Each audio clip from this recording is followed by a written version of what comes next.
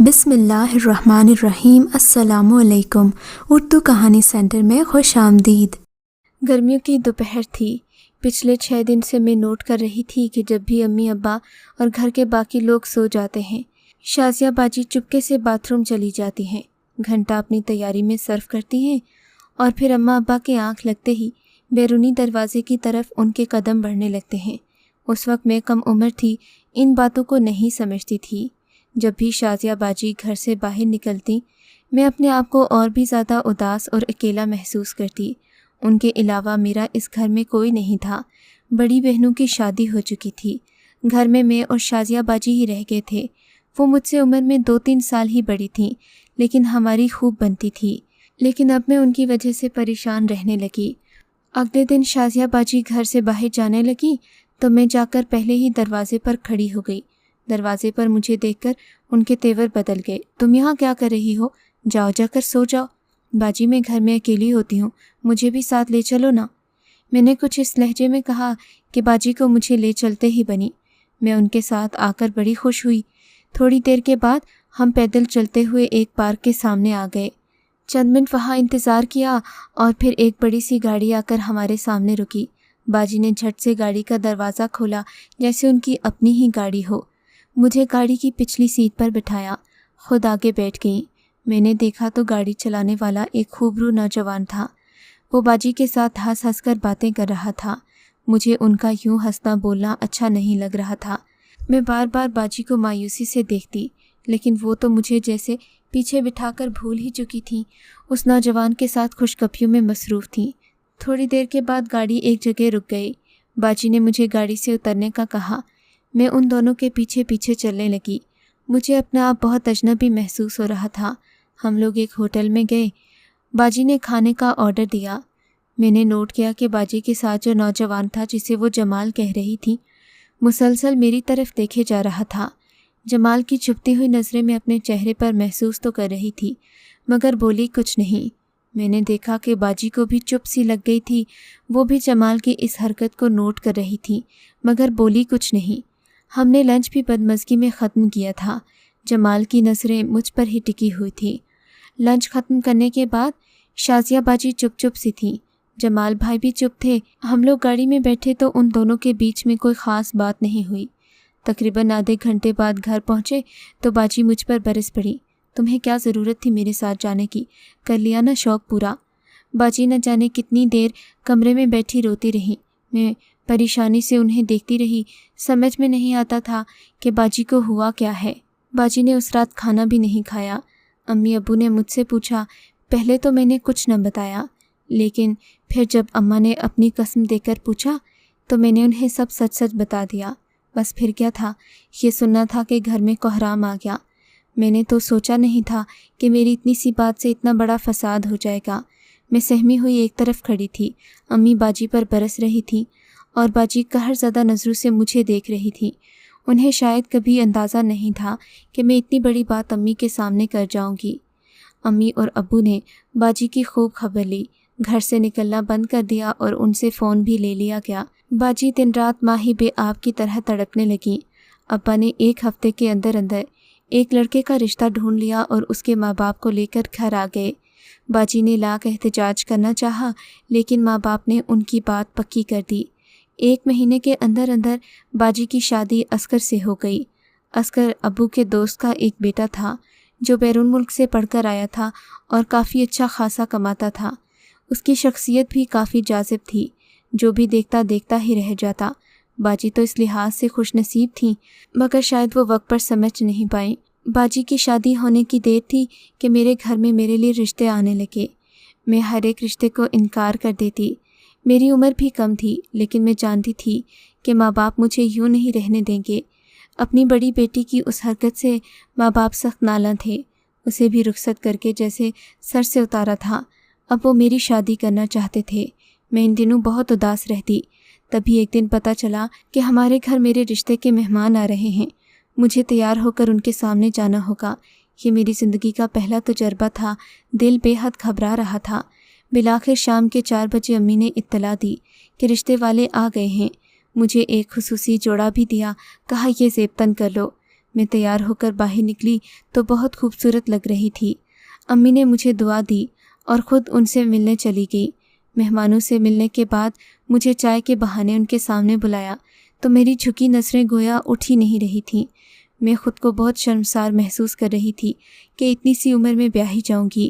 بہرحال میں نے تو نہیں دیکھا کہ میرا رشتہ مانگنے کون آیا تھا اور کون نہیں۔ نظریں جھکائے ڈرائنگ روم میں گئی اور نظریں جھکائے واپس آ گئی۔ اماں ابا کو منع تو میں نے پہلے ہی کر رکھا تھا، انہوں نے میری ایک نہ سنی اور میرا رشتہ پکا کر دیا۔ میں ملول سی رہنے لگی۔ میں نے اپنے ہونے والے دولہا کو ایک نظر بھی نہیں دیکھا تھا۔ مجھے اس سب سے دلچسپی بھی نہیں تھی۔ میں تو آگے پڑھنا چاہتی تھی، مگر امی ابو نے اپنی دوسری بیٹی کی سزا مجھے دی۔ میرا رشتہ پکا ہو گیا۔ میں اپنے ہی خیالوں میں گم تھی، سوچتی کہ کاش میرا ایڈمیشن ہو جاتا تو آج میں کالج جا رہی ہوتی، لیکن بس خدا کو یہی منظور تھا۔ بہرحال اگلے 1 مہینے کے اندر امی ابو نے مجھے بھی اپنے سر سے اتار کر پیا کے گھر بھیج دیا۔ میں جب بیاہ کر آئی تو میرے دل میں کوئی ارمان نہیں تھے، پڑھائی چھوٹ جانے کا غم دل میں تھا۔ شادی کی رات میں یوں ہی بیٹھی ہوئی تھی، میرے چہرے کا غم بتا رہا تھا کہ اس رشتے سے خوش نہیں ہوں۔ تھوڑی دیر کے بعد کمرے میں وہ شخص داخل ہوا جس کے ساتھ میری تقدیر کا فیصلہ کیا گیا تھا۔ اس نے مڑ کر میری طرف بھی نہ دیکھا۔ میرے حسن کی تعریف کی تو آواز سے معلوم ہوا کہ یہ کوئی اور نہیں، وہی جمال بھائی ہیں جن کی پہلی نظر مجھے بے چین کر گئی تھی، یا پھر میں گھبرا گئی تھی۔ جمال آپ؟ میں نے خود ہی گھونگھٹ پلٹ کر پوچھا۔ ہاں میں۔ بس تم اچھی لگ گئی تھیں، تم سے شادی کر لی، وہ مسکرا کر بولے جیسے انہوں نے کوئی مارکا کر لیا ہو۔ مجھے اس شخص سے اس لمحے بے حد نفرت محسوس ہوئی جس شخص نے میری بہن کا دل اجاڑا۔ آپ خود بتائیں میں اس کے ساتھ کیسے خوش رہ پاتی؟ میرا جی چاہتا میں اس کی بوٹی بوٹی کر دوں۔ میری بہن میرے سامنے بہت روئی تھی، مگر اس شخص کو ذرا پرواہ نہیں تھی۔ وہ دن رات مجھے اپنی چکنی چپڑی باتوں میں لانے کی کوشش کرتا، پھر غصہ ہو کر کہتا کہ میں جانتا ہوں تم کسی اور کو پسند کرتی ہو۔ میں اپنے شوہر سے دور ہی رہی۔ میری باجی کو جب اس حقیقت کا معلوم ہوا تو وہ بھی بہت روئیں، مگر کسی سے کچھ نہ کہا کہ اب یہ نیا رشتہ بھی تو عزیز تھا۔ بہرحال میں زندگی سے سمجھوتا کر چکی، جیسے تیسے کر کے جمال کو اپنا شوہر قبول کر لیا۔ ہماری زندگی میں خوشیوں کے رنگ آنے ہی والے تھے کہ ایک دن مجھے ہاسپٹل سے ایک کال موصول ہوئی۔ میں نے کال کیا ریسیو کی، لگا میرے قدموں تلے سے زمین کھینچ لی گئی ہو۔ مجھے بتایا گیا کہ میرے شوہر کا ایکسیڈنٹ ہو گیا ہے۔ یہ خبر سن کر ہی میں زمین پر بیٹھتی چلی گئی۔ سوچا نہ تھا کہ اتنی جلدی میرے شوہر کے ساتھ یہ حادثہ پیش آ جائے گا۔ میں نے دوبارہ اس نمبر پر رابطہ کرنے کی کوشش کی، مگر آگے سے فون نہیں اٹھایا گیا۔ تب گھبرا کر ابو کو کال کی۔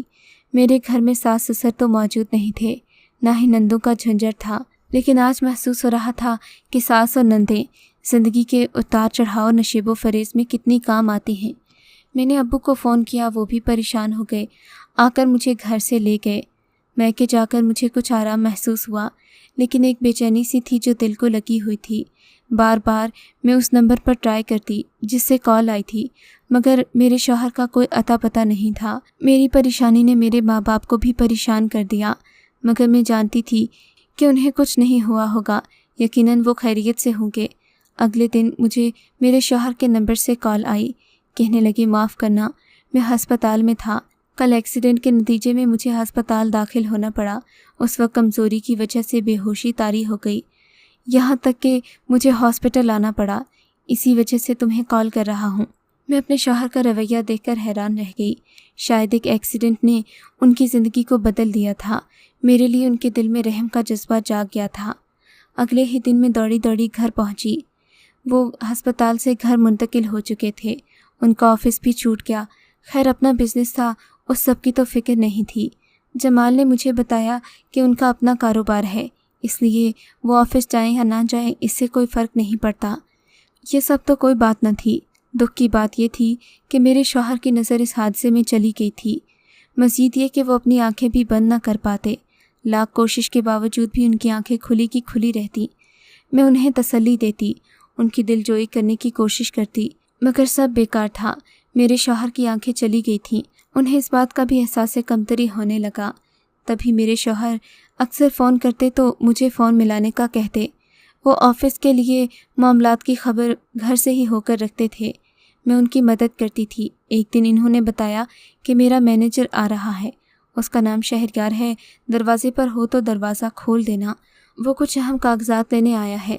شوہر کی بات میں نے پلو سے باندھ لی کہ اس شخص کا کوئی بھی آدمی آئے گا تو اسے گھر میں بٹھانا ہے، کاغذات وغیرہ اس کے حوالے کرنے ہیں۔ اگلے دن صبح 9 بجے ناشتے کے بعد میرے شوہر نے مجھ سے کہا کہ آج آفس سے مینیجر آ رہا ہے، تم فلاں فلاں کاغذات اسے ایک ساتھ ہی دے دینا۔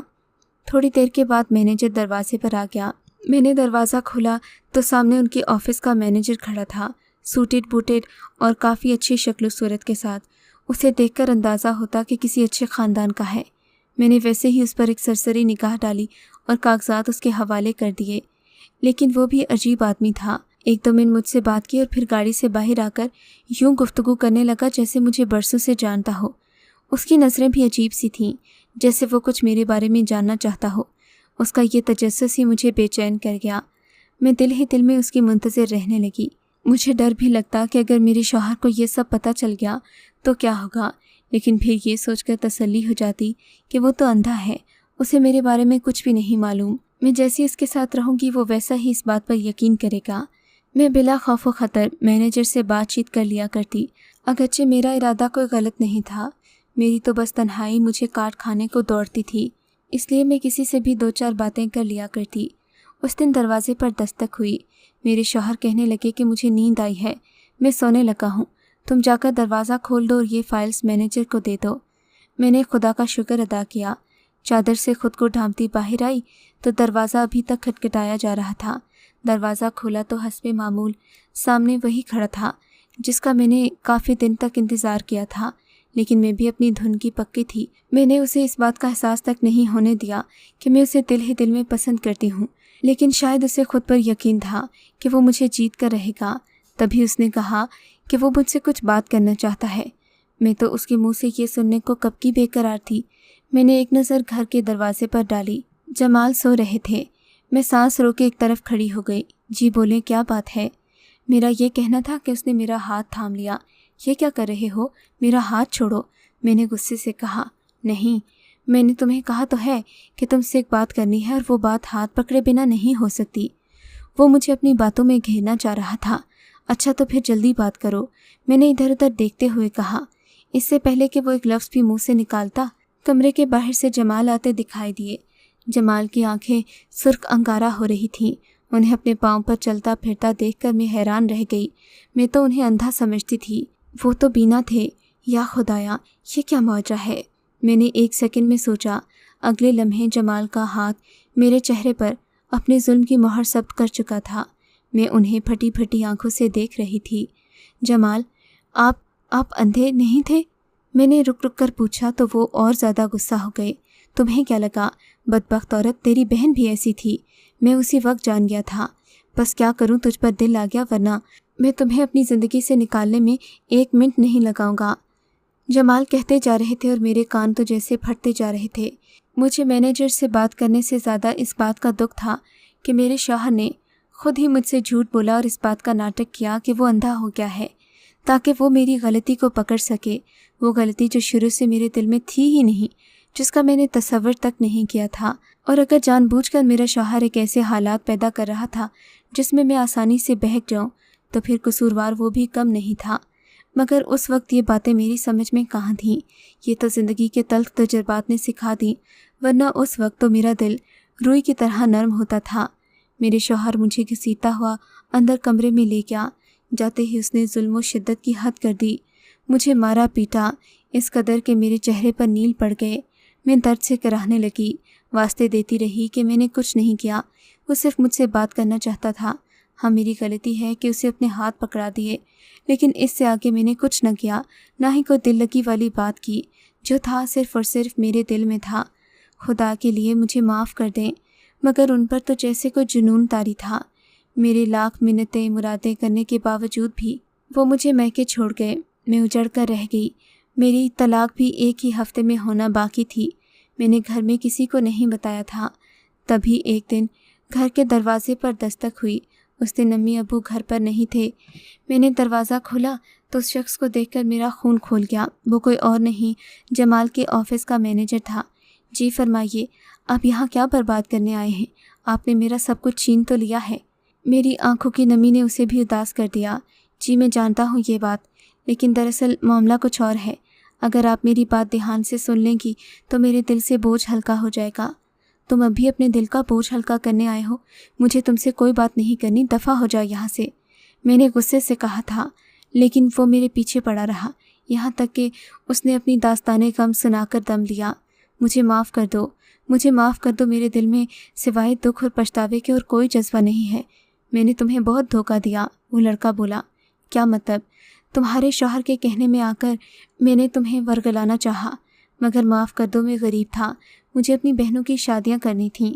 تمہارے شوہر نے مجھے یہ پیشکش کی تھی کہ اگر میں تمہارے کردار میں کوئی غلطی ڈھونڈنے میں کامیاب ہو جاؤں تو وہ مجھے 1,00,000 روپے انعام دے گا۔ میں تو جانتا تھا کہ تم ایک شریف لڑکی ہو، ایسی باتوں میں نہیں آؤ گی۔ تمہارا چہرہ مہرہ سب کہہ دیتا تھا، تمہارا انداز، تمہارا چادر لینا، مگر تمہارے شوہر نے میرے دل میں خود یہ بات ڈالی کہ اگر میں تمہاری توجہ حاصل کرنے میں کامیاب رہا تو وہ مجھے انعام دے گا۔ تمہارے شوہر نے ایکسیڈنٹ کے بہانے اندھا ہونے کا ناٹک کیا۔ مان لو اس بات کو کہ وہ شخص تمہارے قابل نہیں، لیکن خدا کے لیے میرا نام مت لینا، وہ پہلے ہی مجھ پر غصہ تھا، اس نے کہا اور چپ ہو گیا۔ میں نے سوچا کہ خدا نے کرم ہی کیا جو میں نے جلد ہی حوصلہ پیدا کیا اور اس شکی انسان سے جان چھڑا لی۔ 3 مہینوں کے اندر اندر میرے والدین نے مجھے میرے شوہر جمال سے طلاق دلوا کر میری شادی ایک اور جگہ کر دی۔ شروع میں تو میں اس شادی سے بہت ناخوش تھی، بلکہ اپنے شوہر سے محبت نہ تھی، میں بس عزت کی حد تک اس کا خیال رکھتی تھی کہ اسے کبھی یہ نہ لگے میں نے اس کی بے عزتی کر دی، ورنہ زندگی یوں ہی نارمل گزر رہی تھی۔ تب ایک دن میرے شوہر نے مجھے اعتماد میں لیا، میری ساری دل کی باتیں سنی تو میں اپنا دل ان کے سامنے کھول بیٹھی، انہیں بتایا کہ ماضی میں کس طرح کے دھوکے ملے۔ انہوں نے مجھے تسلی دی تو گویا من کا بوجھ ہلکا ہو گیا، مجھے لگا جیسے مجھے شوہر کے روپ میں دوست مل گیا ہو۔ آج بھی ہم دونوں ساتھ کام کرتے ہیں، زندگی میں کسی قسم کی پریشانی تکلیف نہیں، ہاں چھوٹی موٹی خوشی غمی تو لگی رہتی ہے، مگر اس بات کی خوشی ضرور ہے کہ میں نے صحیح وقت پر صحیح فیصلہ کیا۔ اگر میں اس میں مزید تاخیر کر دیتی تو یقیناً آج میری زندگی کچھ مختلف ہوتی۔